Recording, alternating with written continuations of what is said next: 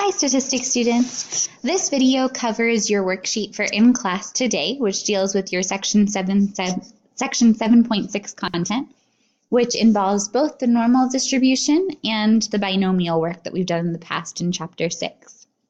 So all of these questions revolve around one problem that meets binomial conditions. So it says the FBI estimates that only 40% of all property crime is solved in the United States. A special agent analyst decides to further investigate and make predictions about these crimes using statistics. And so this is talking about property crime, so things like destruction of cars or homes or theft and things like that. So anything that involves an object would be property crime.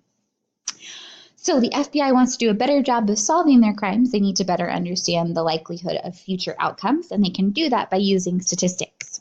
So question A says, how can we calculate the probability that in 600 crimes that occur, 300 will be solved? So this is a binomial calculation. And the reason why it meets the conditions of being a binomial calculation is that we have a fixed probability of success, which we refer to as P, which is 0.40. And then we have a fixed probability of failure, which we would call Q, and that's 0.6. So probability of success, probability of failure. And then we have a set number of events. So the set number of events here is 600 crimes. So our N value is 600. And then the number of successes, so we're interested in an outcome where we are solving the crime, we would define R as being 300. So we want to know if there are exactly 600 crimes, what is the probability that exactly 300 of them will be solved? So no more, no less, but exactly 300. So you want to use your calculator tools. For me, that means the binomial PDF and then the parentheses entry. For those of you who have the new TI calculator, it will tell you to input P and N and then the number of successes. And then same thing for the Casios, it kind of prompts you for which values you're looking at. So we're saying there were 600 things that happened. We've got a 0.4 chance of success. And we want to know how likely are we to get exactly 300 solved, which is probably not great if you're the FBI agent involved. You probably want to solve more than that. But it's still a pretty low probability. And the reason for that is there's quite a lot of trials, and we have a probability that's close to 40%, and so this is up near 50%, so that's why the probability is so low. So probability is essentially zero that exactly 300 are going to be solved. So then we want to say, okay, if that's rare, what other kinds of questions can we then answer? So part B says, in 600 crimes that occur, what is the average number that will be solved? So remember, the average for a binomial distribution we call mu, and mu is equal to n times p. So if we take our 600 crimes and multiply it by our probability of success, 600 times 0.4, what that tells us is, on average, 240 crimes out of the 600 will be solved. The standard deviation just comes from the standard deviation equation for binomial operations. So the square root of n times p times q. So in this case, that's going to be 600. That's our n. And then our p is 0.4. And then our q is 0.6. So if we plug this all in, 600 times 0.4 times 0.6, we'll get to 144. That is what we want to take the square root of. And then 12 is going to be our standard deviation. So 240 crimes are solved on average, and then plus or minus one standard deviation would be plus or minus 12. So it asks us then, can we use the normal probability distribution in this scenario as an estimate to the binomial probability distribution? So the condition that you always want to check is that n times p, or the average, is that greater than 5. So 240 is greater than 5. So we're good to go.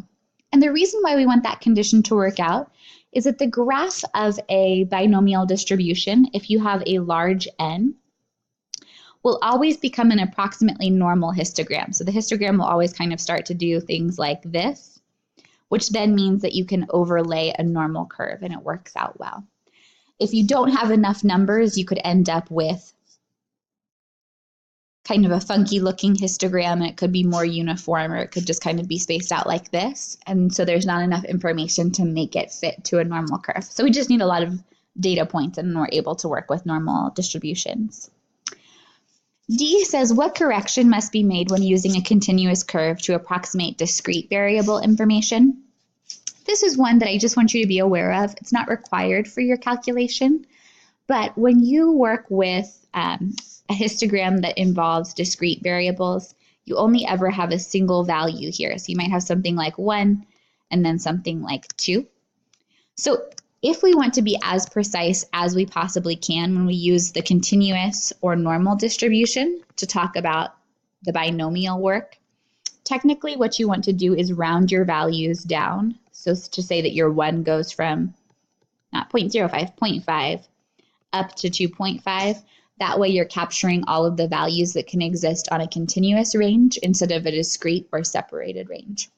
So there's just a correction factor that we use when we're looking to be very precise in converting from what's discrete, so just single countable numbers, to continuous, which involves all decimals. But we don't have to do that in this one. I just want you to be aware that that exists. So E is where we get into our calculation, and E says, what is the probability that 200 crimes or fewer out of the 600 will be solved? So this is really saying, what is the probability that our R, our number of successes, is less than or equal to 200? So if we want to ask that question, if we did it by hand with the binomial calculation, we would have to calculate the probability of 0 crimes being solved plus 1, all the way up to the probability that 200 crimes are solved, which isn't really what we want to do. So instead, this is where we use our normal approximation, and we have the mu and we have the sigma for our mean and standard deviation up above.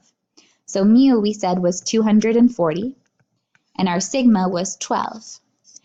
In this case, the value that we're interested in for successes becomes our x number, so our x is equal to 200.